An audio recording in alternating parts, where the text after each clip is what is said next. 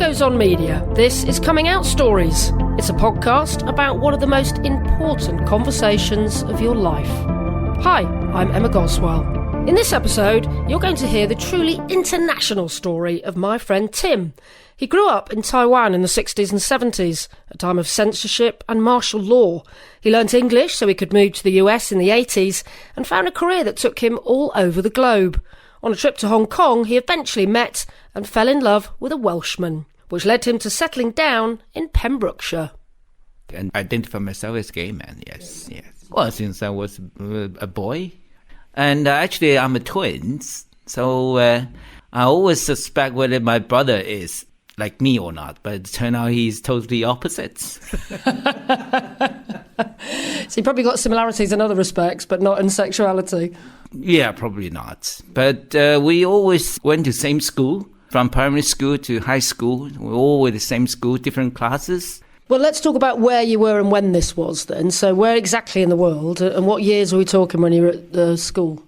Well, I first noticed I'm interested to my classmates. It's when I was in high school. That's about 70s. Yeah. In the 70s. Yeah, in the 70s. And that was in Taipei. And I went to a all-boys high school. And there was my first crush, actually. And did your first crush ever hear that you had designs on them? Did you ever say anything out loud to your first crush? Not really. At that time, that was in Taipei, Taiwan was still a very conservative society. But we had a whole group of classmates. We always hang out. Well, people would know we are very close to each other. But then inside the group, they think we are a couple. But, at that age, you were just fooling around.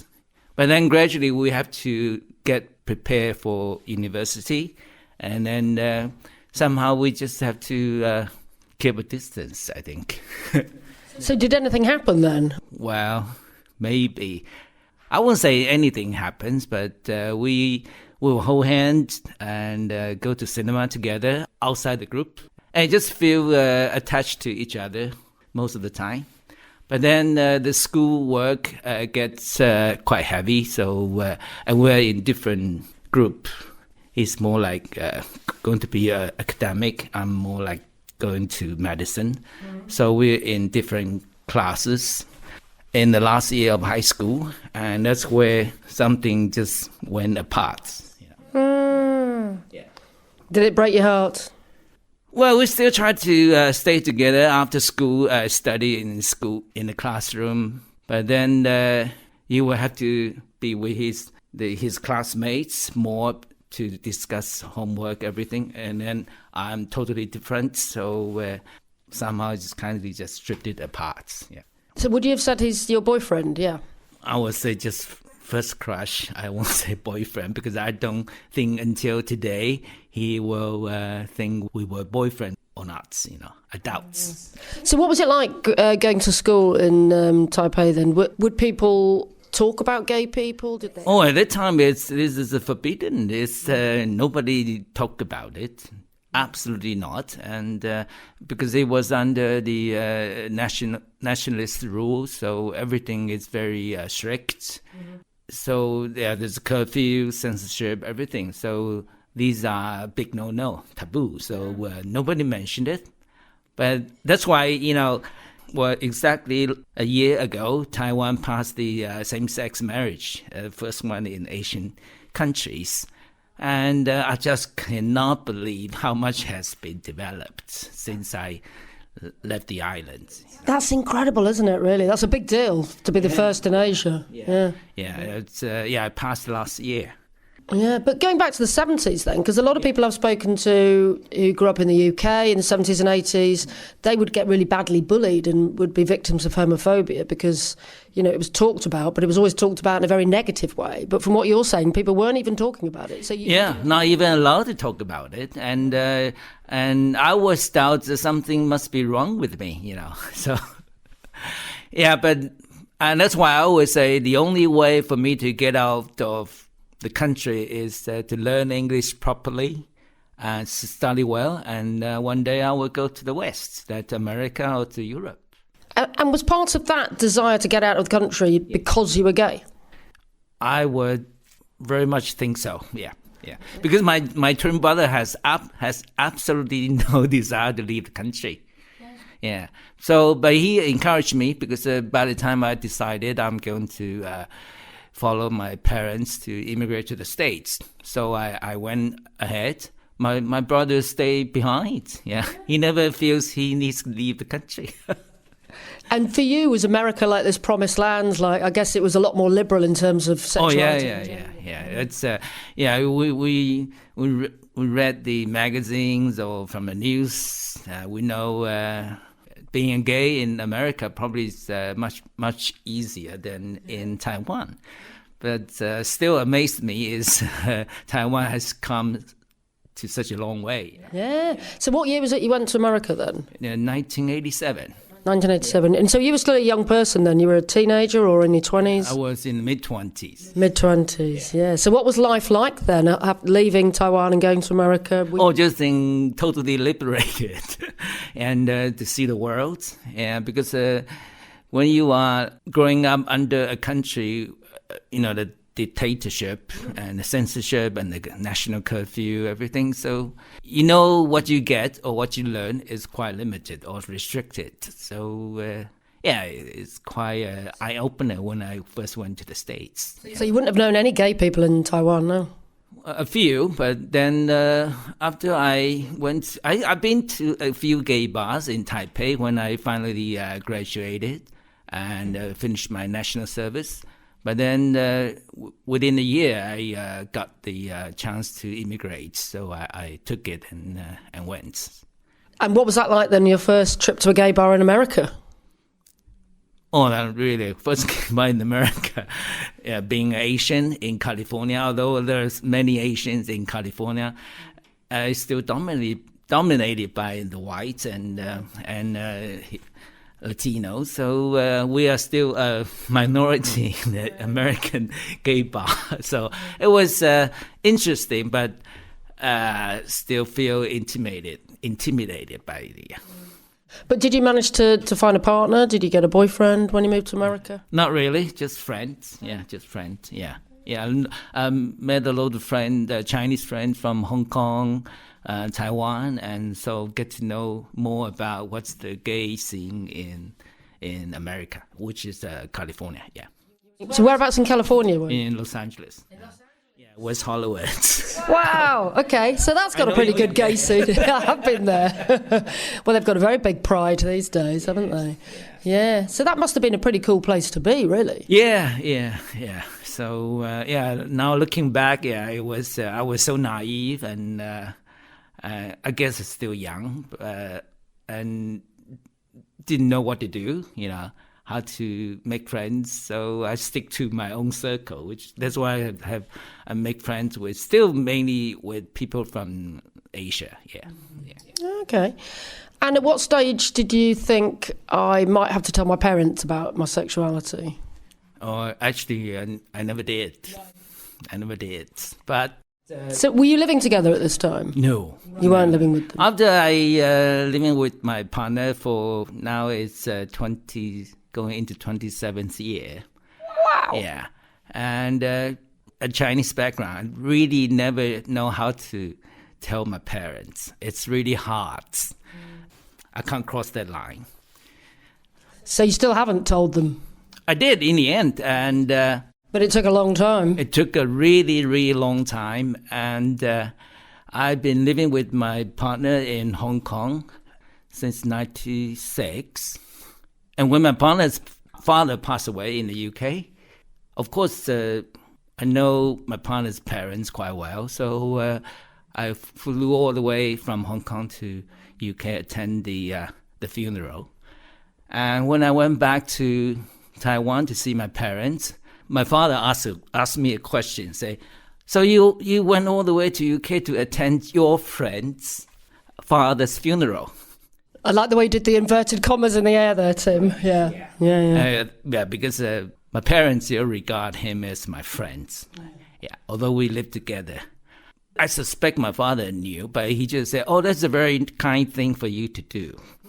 So I I kind of know, probably he knows, he just never want to ask me straightforwards.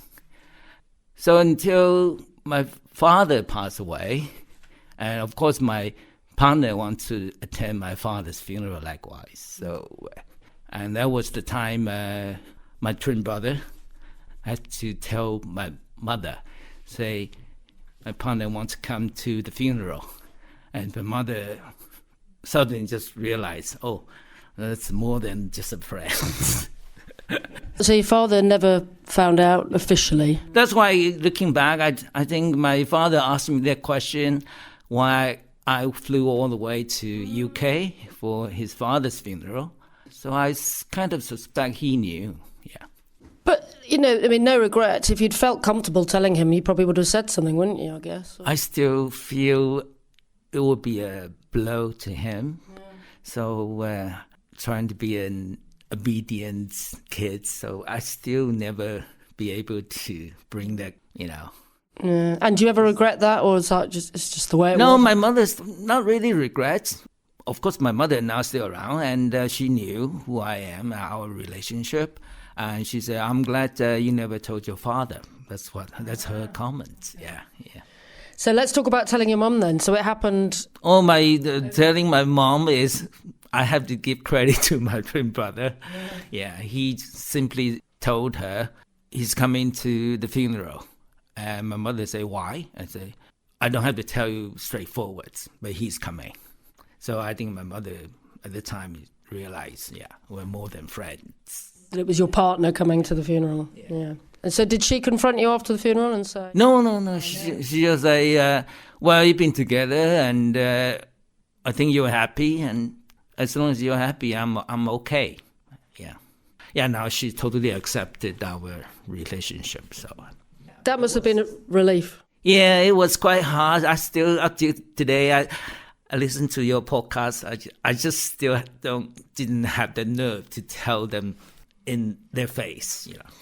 And so how old were you at this stage then? I was in my mid-30s. It's sad though, isn't it? But you obviously told your brother, though. Yeah, my twin brother. We never really talk about these things, but when we were in high school, when I had that first crush, he kind of suspects because people told him that, your brother was very close to the guy, but we never really discussed it because there's just so much homework and preparation for the uni. So... God, I don't think anyone from the UK has ever said that as an excuse. Yeah, that's why I say my background that I grew up, it's quite different from the West. Yeah. But back to Taiwan, and after I left the island, I never really went back to live there. But I follow what's happening there and just can't believe has come such a long way. You know, I still can't believe today. Yeah, so if you were living your life again and you were actually in Taiwan when you met someone afresh, you could get married in your home country. Yes. That would be amazing, wouldn't it? Yeah. Actually, I quite like the idea. Now I retired, and now we have more time together. So we might consider to go to Taiwan and register our marriage. Although we are both over 60s, it might be... cause a scene, I know. Yeah, well, you could afford a better party when you're in your 60s, Tim. So let's talk about sort of that intervening period then between being in your 20s in California to being retired and now living in Wales. You actually spent your career, didn't you, in the skies? You spent your career... Yeah, I spent 25 years as a cabin crew for a US carrier. And before that, I was actually trained as a dentist. I didn't even know that. Yeah. That's why I have a very long training, study in dental school. And then I was actually a qualified dentist in Taiwan. Yeah. What happened to that then? You just didn't want to do it anymore? Yeah, I just want my freedom to be able to be in America. You know, yeah. Although I did enroll in dental school in the States, I just don't think this is what I want. And I think you went for quite a stereotypically gay job, didn't you? There's quite a lot of gay people in that particular job. As a cabin crew? I think so. Yes. Yeah. I feel very comfortable working for an airline because they're very gay friendly. Yeah. And a lot of people, you can really open to it. So, it's a perfect job for me, I think. Well, you must have had a lot of gay colleagues then. Yeah.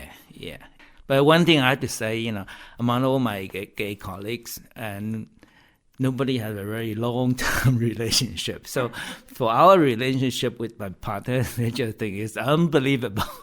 It's fantastic. So how did you two meet then? Oh, we met in Hong Kong on a trip. Yeah.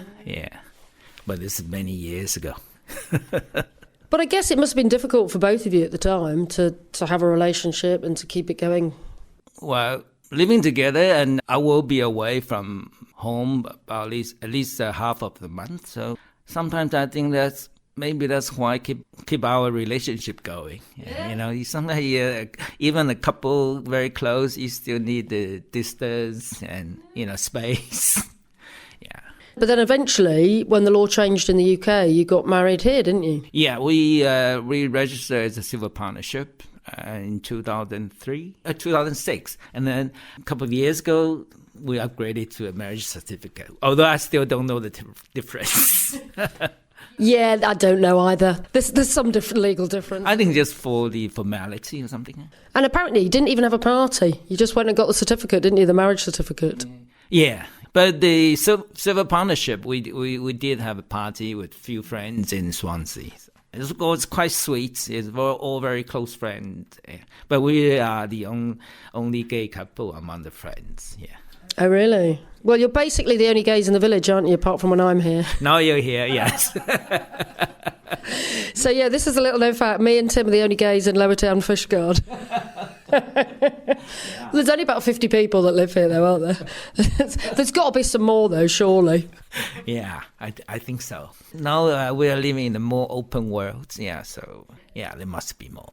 So when you got married, you didn't think of inviting your family? Would it have been too difficult, or...? No, because we've been together for so long, and both families are all acceptable, so we don't really make it a scene or thinking we need a party. Both of us really like to keep a very low profile, Yeah, very quiet, yeah. Yeah, you're not the sort of couple that will go on all the pride parades, or...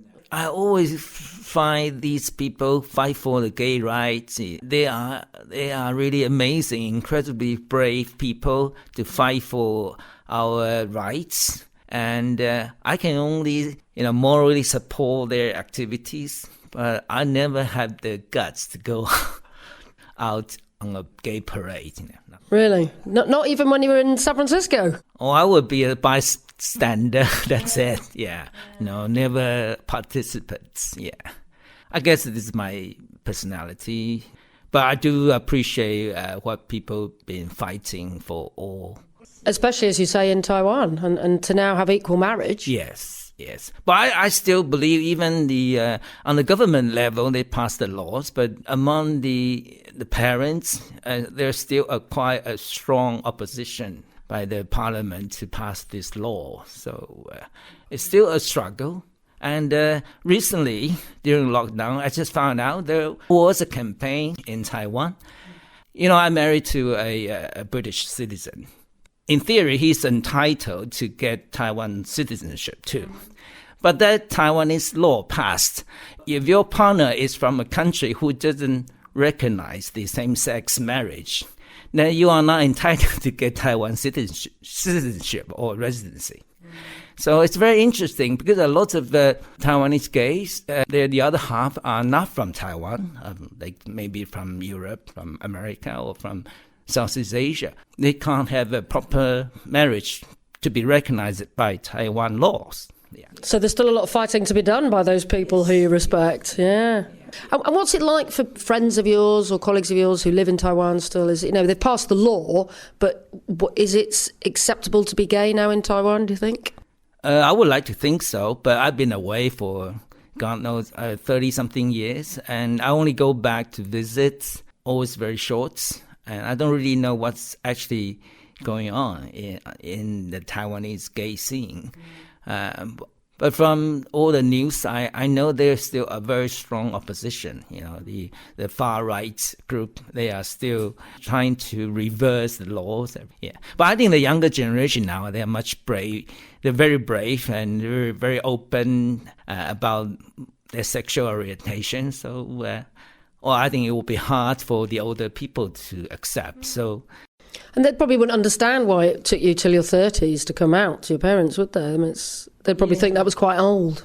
Well, I would think I came out quite late. Even I know when I was young, I may be only interested in boys. But I actually came out quite late, yeah. Well, that means probably at least 15 years of knowing that you were gay before you came out. And that's quite damaging sometimes, isn't it, to be in the closet for that long? Yeah, but the society won't allow you. So I don't want to fight the system, but I know if I can leave the island, leave the country, then to America, then there will be my ticket to freedom, I think. But I'm really grateful that I'm now settled in the UK and I can go back to visit Taiwan anytime I want. And Taiwan seems to be a more open society than what I know or grew up with. So what would be your message to maybe teenagers growing up in Taiwan who might be LGBT plus and thinking about coming out? Well, I think they are extremely lucky because there are so many people fought for them and come such a long way.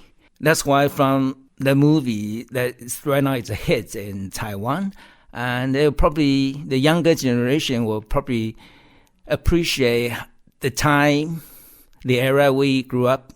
It was a very, very conservative and restricted. So what movie was this? What's it called? It's called Your Name Engraved Herein. Your Name Engraved Herein.